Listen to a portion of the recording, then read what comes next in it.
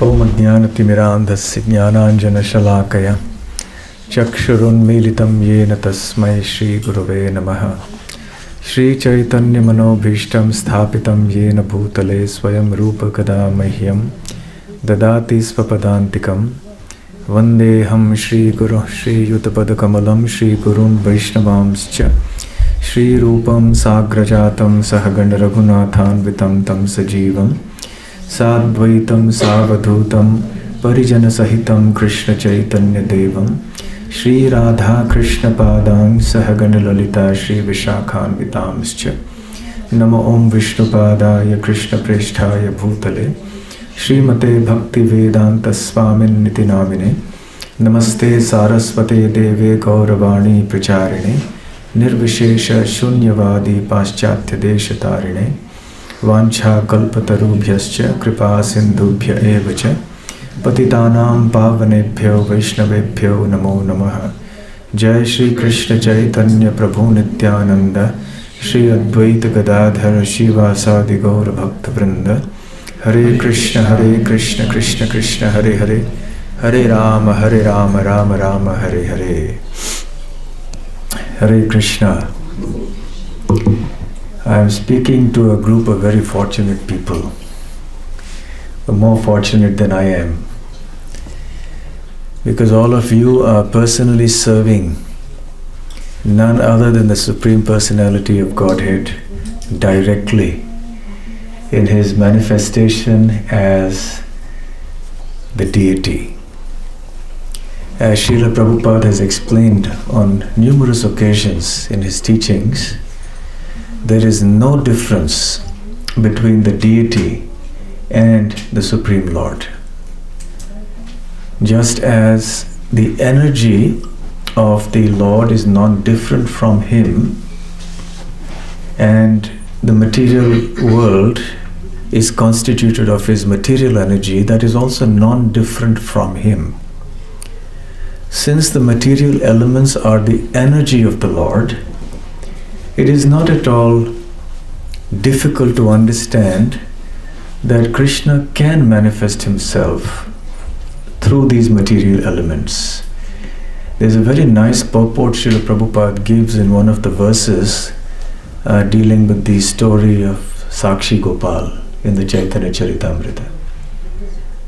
And he mentions that because the material elements constitute His energy, His material energy, so He can manifest Himself through these material elements anytime He wants.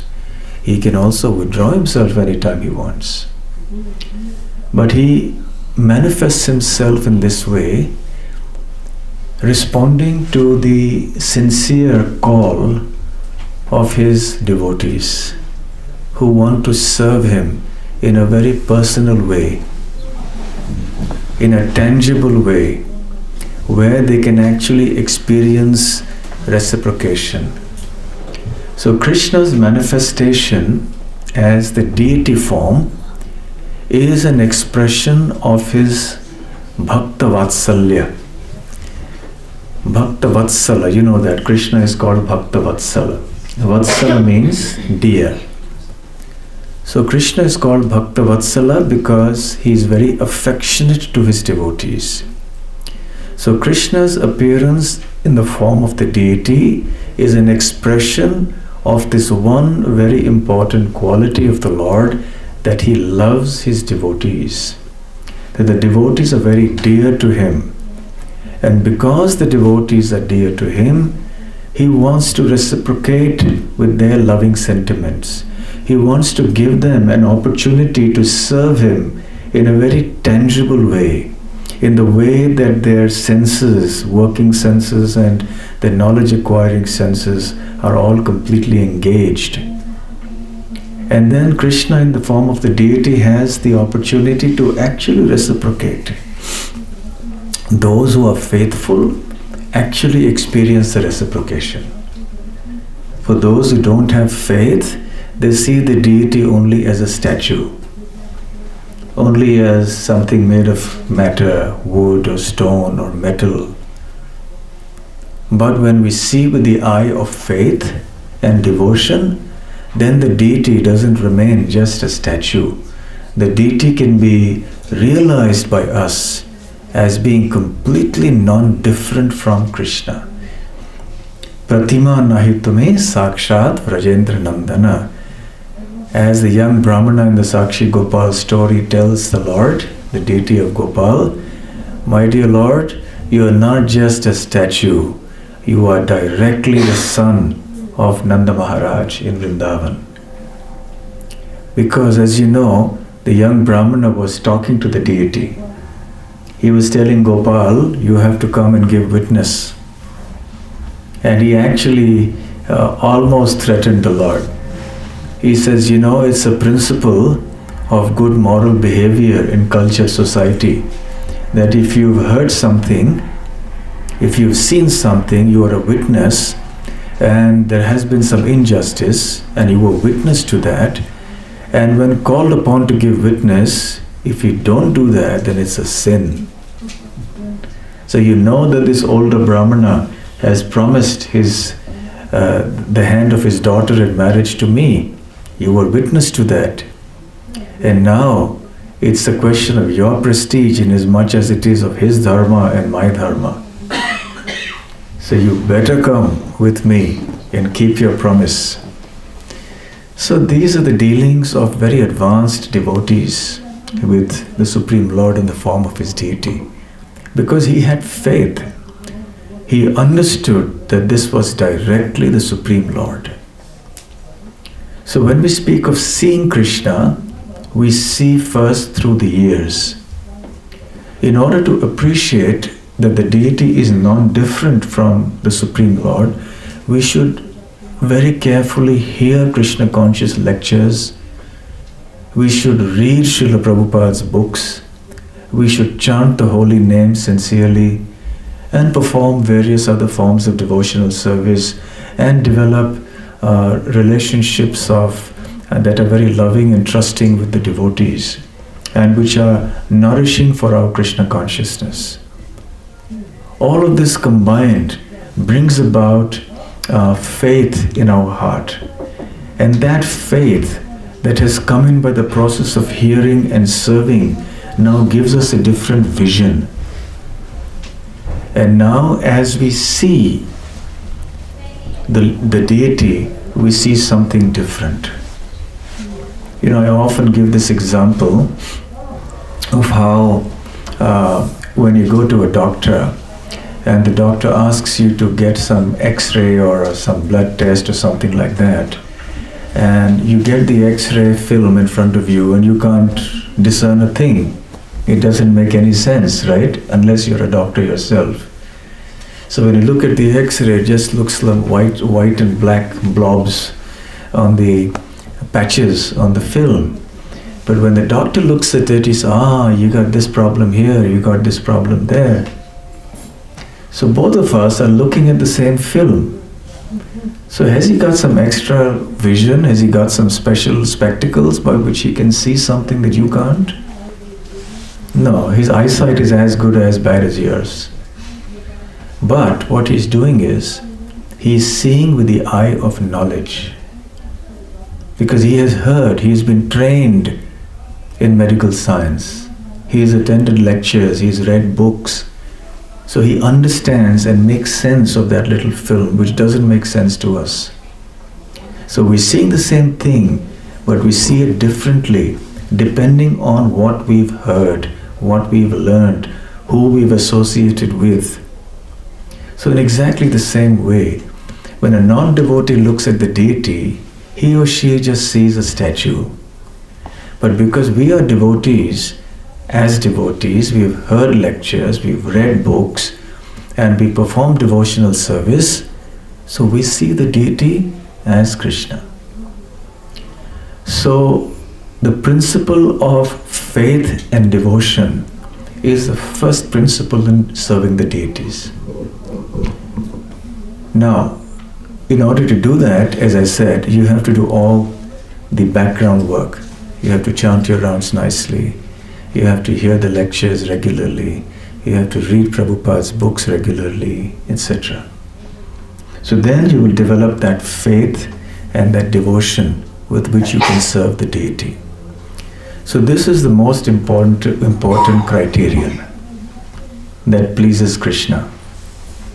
Yes, when it comes to creativity, artistic ability, ability to decorate the deities and sew nice clothes for him, make nice jewelry for the deities, and all of these things are wonderful, and they are also an expression of our devotion to him.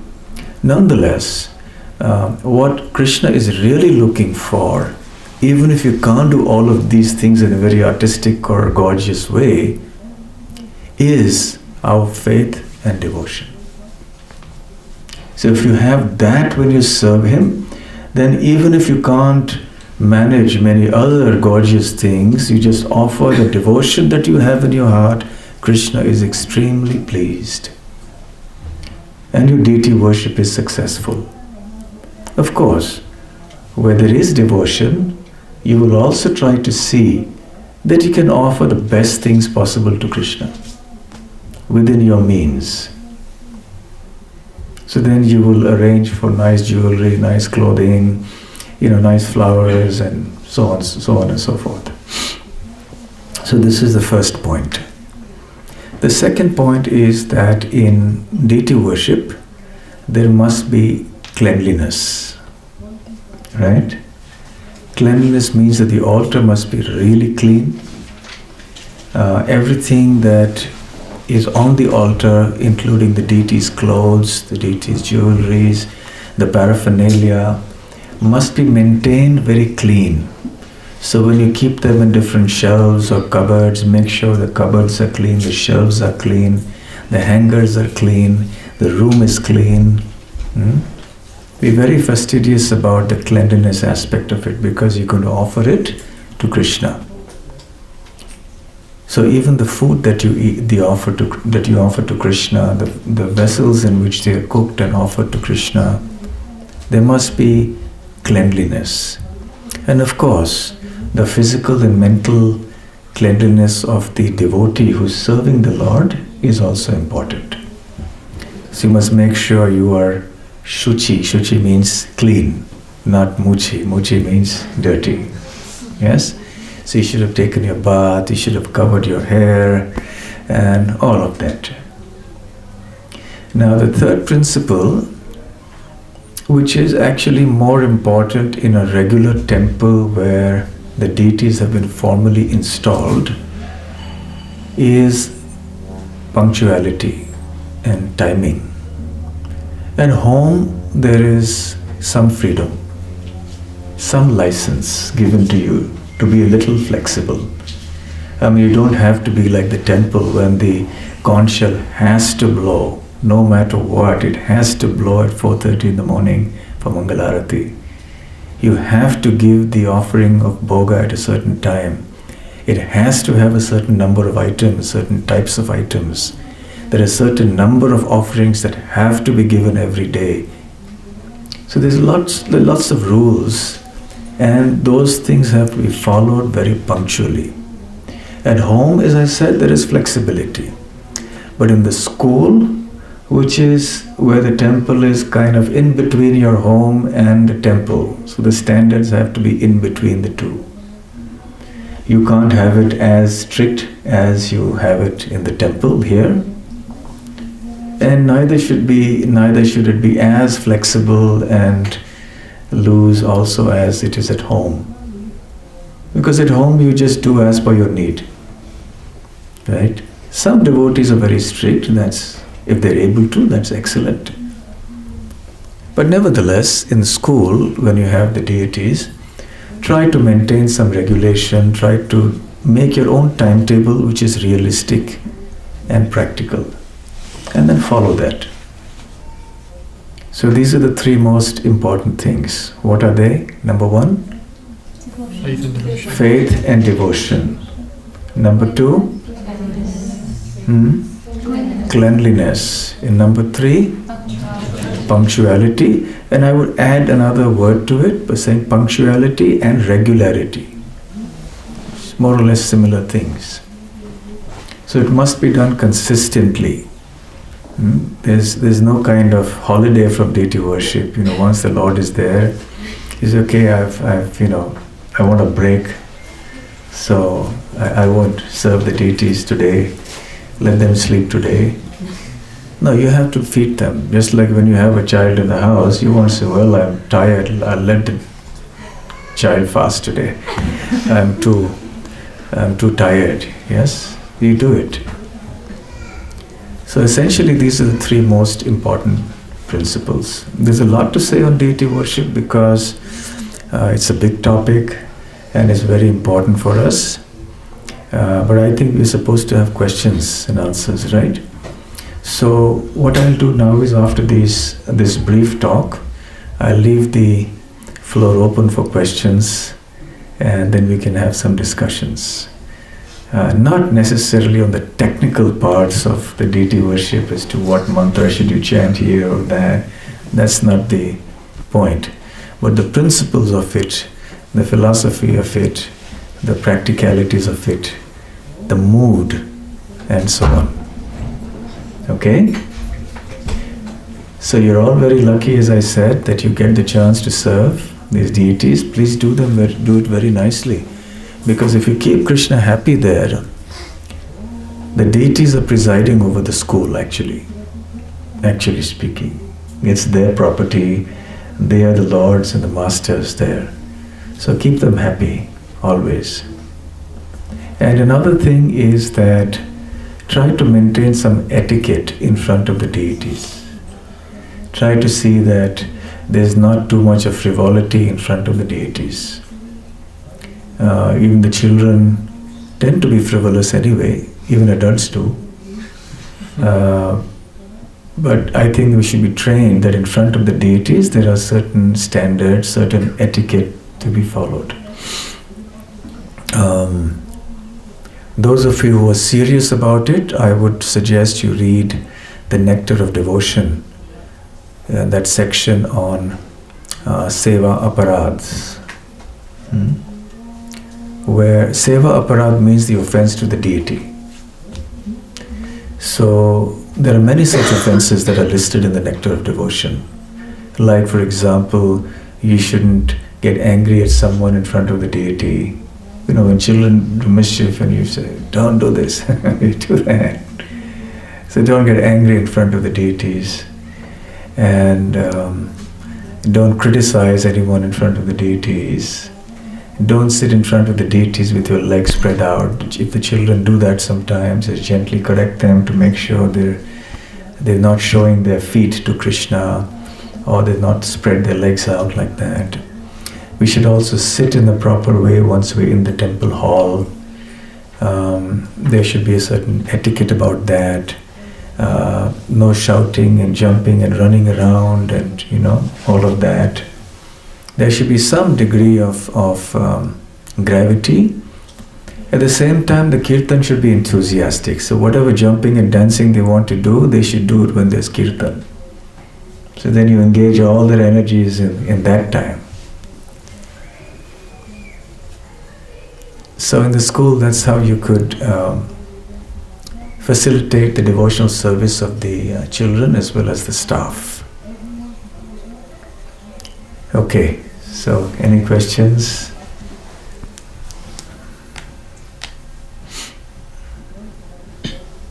Yes. So it's my understanding that you came all the way from Leicester for this program? That's right. Oh. It's my understanding that Krishna Avanti Schools Trust has set up the standards of worship different to how the standards of worship are set up within ISKCON according to the Deity Worship Ministry. So with those differing standards, one of the things that was proposed was that children would be in a position, if they were of suitable character and nature, to begin to take up the worship of the deity of, for example, Krishna Balaram. Because the deities are residing in the school, as they worship the deity, they're the ones that are there to actually offer that service. What are your thoughts on this, Maharaj? Okay, the question is that the Krishna Avanti Trust has evolved certain standards of deity worship which are a little different from the deity worship ministry of ISKCON.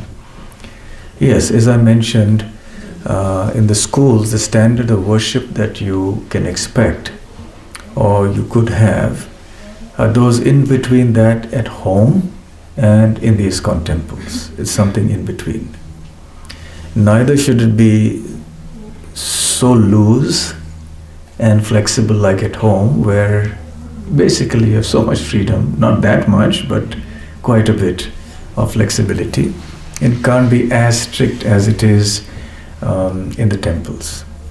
So the idea of engaging the children in the schools to worship the deities is a good idea. I think it's fine. Even if it's Krishna Balaram, I think it's okay. Generally, for Krishna and Radharani, the standards are a little stricter. But I think that not that many would object strongly if you had children serving Krishna Balaram as well, considering the larger picture of how it, inculcates the spirit of devotional service in the children, and looking at all of that. Personally, I would feel it's a good idea, looking at the pros and cons of it all together. But still, that said, the children who worship the deities must be trained in not only the technicalities of the worship, but also in the attitudes and the standards of cleanliness and behavior and other things. So we shouldn't think that just because they're children worshipping the deities, we should just let them do whatever they like. No, we should have some standards. And only those children who conform to those standards should be allowed to go on. So that would be my suggestion. In this way, they will get an opportunity to serve the deities, and this will be with them for the rest of their life. And they will also understand that it's not something just so cheap. So don't make it so strict that it's out of bounds for children, basically. So you make it so strict that they just can't do it. At the same time, there should be some standard.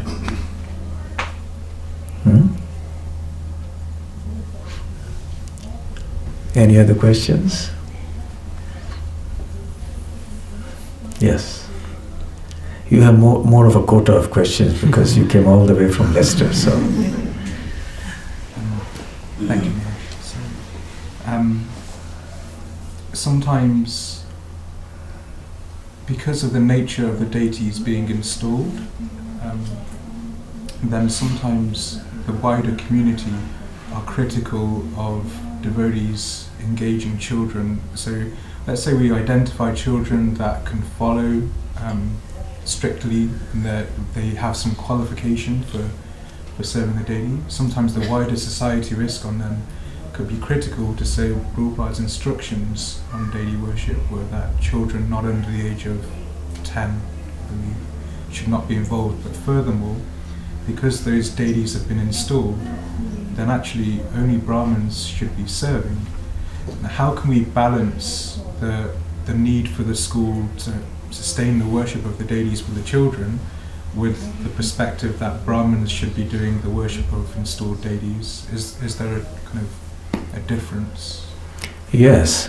I would suggest that children who are very small shouldn't be doing it, because they don't have the capacity to understand the seriousness of it. They can be engaged with their own small deities at home and things like that. But yes, I agree, they should be children who are a little grown up, so that the younger kids also aspire, when I grow up, I also want to do that. So they should be a little older in age, so they understand what it is that they're doing. Yes, as I said, there are pros and there are cons. And strictly speaking, to worship the deities, you need to be second initiated. But many of our devotees, even at homes, have their deities. And they're not even initiated, many of them. And they worship the deities. As far as the Pran Pratishtha, or the official installation of the deities is concerned, Yes, definitely that makes it more serious. But one time Jananivas Prabhu was explaining that time is also a form of installation. Meaning that if you've worshipped a particular set of deities for a long time, even though they haven't been formally installed, it's as good as being installed because you worship them consistently over a certain period of time.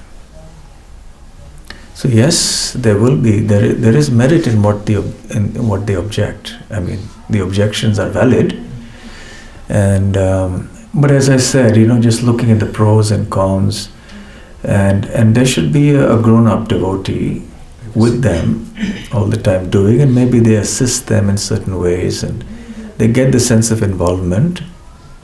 So in that way, you take care of everything.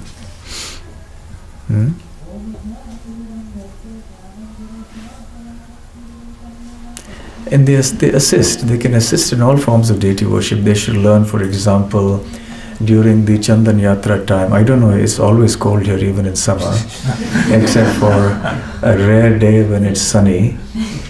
But in Chandan Yatra, do you have Chandan Yatra festivals here? You don't have sandalwood? You don't have. Starting from Akshaya Tritiya in India, traditionally the deities are smeared with sandalwood pulp because that is the hottest period of the year. And then the whole body of the Lord is smeared like that. And it's a huge festival in Vrindavan. Every temple is gorgeously decorated with flowers and sprays. People will spray things on you as you come in, scented water, and it's like really a festive atmosphere. It's sweltering hot, but all of this makes it very pleasant.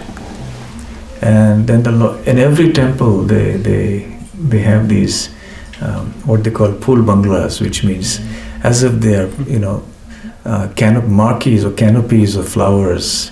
So there's a fragrance of flowers everywhere, there's a fragrance of sandalwood, and then they spray the scented water and everybody comes in, there's lots of kirtan and like that.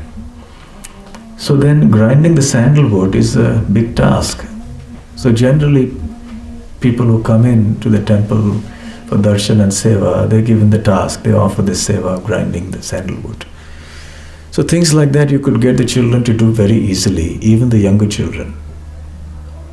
Maybe you could have Chandan Yatra at least on some days when it's hot in England. Make them grind the sandalwood. It's expensive though, that's the only issue. And things like that. You can help them, they can help in making garlands for the deities.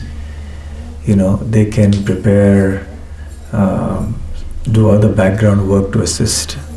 So there's lots of ways children of different ages can partake in devotional service, even in a non-objectionable way.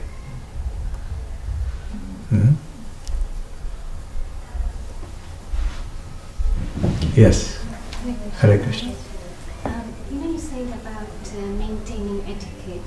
Etiquette. Yeah, and Yes. not shouting in front of the deities and things like that. What would you say if there are non-devotees who are working in the school and they don't understand this and they do shout in front of the deities, then do they get the aparad, or is it the people who are looking after the deities? How do you deal with that situation? Well, anyone who offends the deities and allows it to happen, everyone is implicated. But, we should have norms. Any place of worship has rules, right? Suppose you were to go into a church or a mosque or any other place of worship and you started shouting inside. Wouldn't somebody object?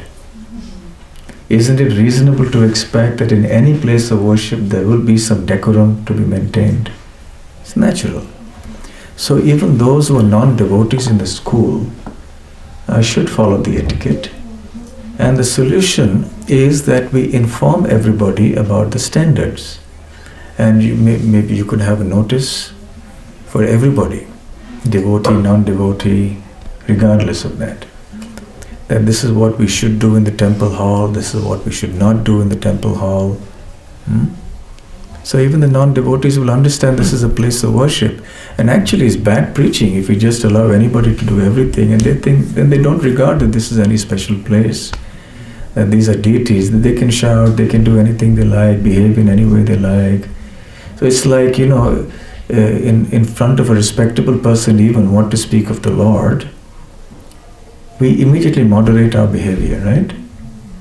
For example, Srila Prabhupada is here.